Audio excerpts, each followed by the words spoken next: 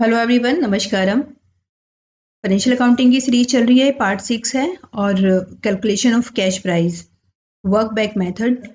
देखो, अब हमने इतने सारे मेथड कर लिए हैं तो कोई हार्ड एंड फास्ट रूल नहीं है कि हमें कौन सा मेथड लगा के कौन सा क्वेश्चन करना है। एक्चुअली आप 2 मेथड भी लगा सकते हो, वो सारा का सारा डिपेंड करता है कि आपने कितनी प्रैक्टिस करी है और आपको कितने कॉन्सेप्ट आपके क्लियर हैं।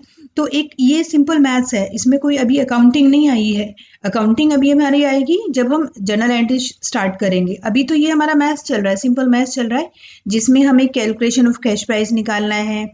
कहीं हमें इंटरेस्ट नहीं गिवन है तो हमें इंटरेस्ट निकालना है, या हमें हायर परचेज प्राइस निकालना है। तो ये सारी क्या है, सिंपल कैलकुलेशंस हैं।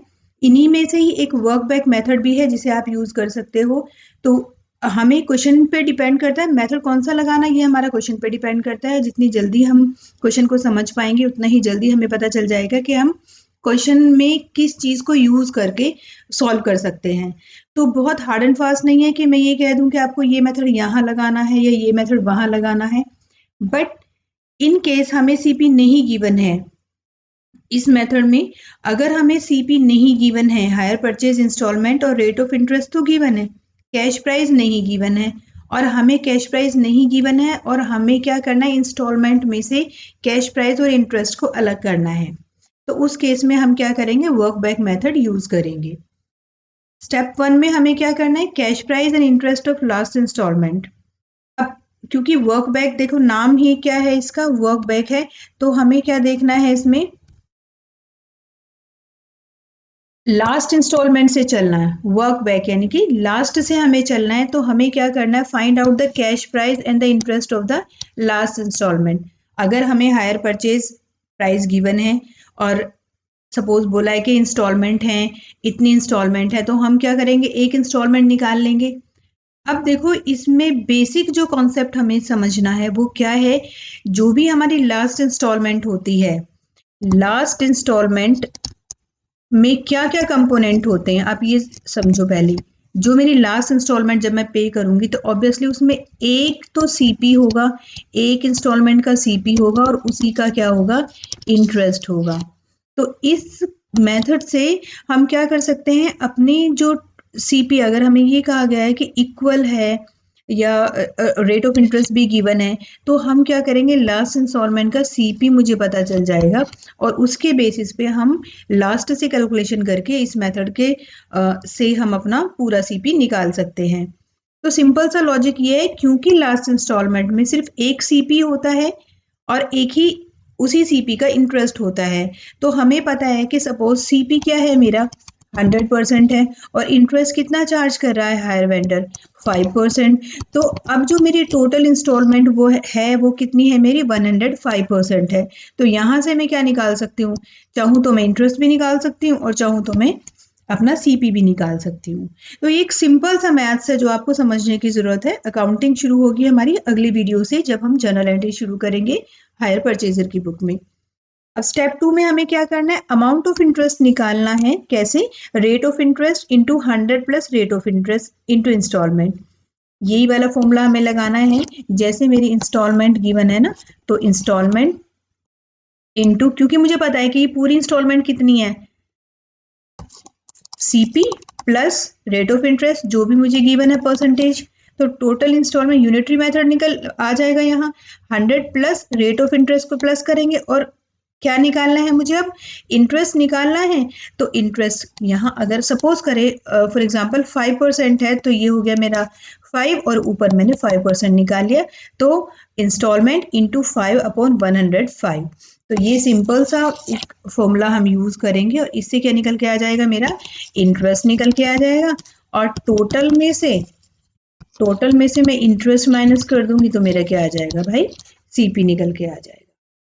तो अभी हम क्वेश्चन करेंगे तो वहां से और भी क्लियर आपको हो जाएगा।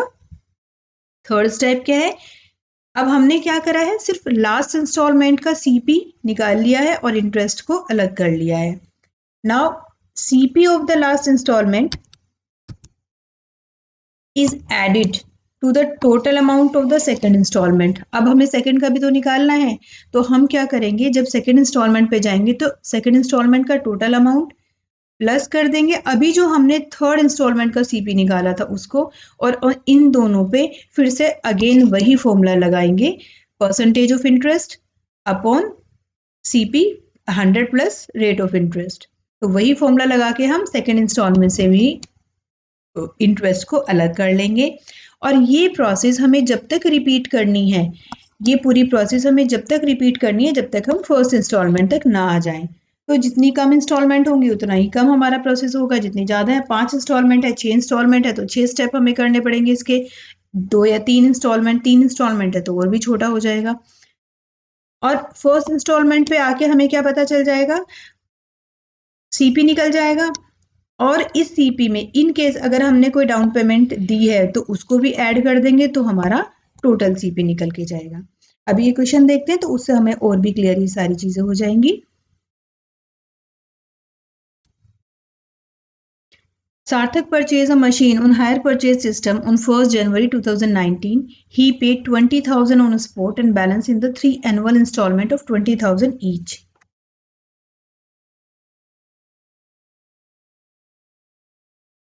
The rate of interest is 5% per annum. Find out amount of interest and cash price in each installment. अब आपको कैश प्राइस निकालना है हर इंस्टॉलमेंट का।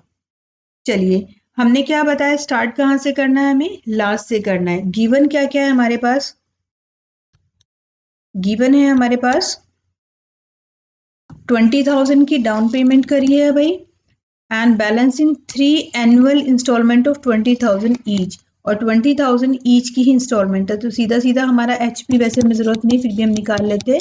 एचपी कितना हुआ हमारा, 20,000 की कितनी इंस्टॉलमेंट है, 3, दैट इज 60,000। तो ये हमारा हो गया, और प्लस डाउन पेमेंट भी करी है तो 80,000 हो गया हमारा यहाँ एचपी। क्लियर। अब हमें क्या निकालना है, सीपी निकालना है, और हर इंस्टॉलमेंट को फिर अलग अलग करना है सीपी और इंटरेस्ट में।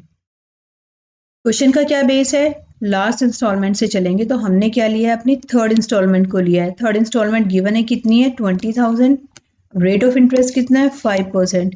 तो वही चीज है, अब मेरी जो इंस्टॉलमेंट है भाई, इंस्टॉलमेंट में दो कंपोनेंट है, एक सीपी है और एक इंटरेस्ट है।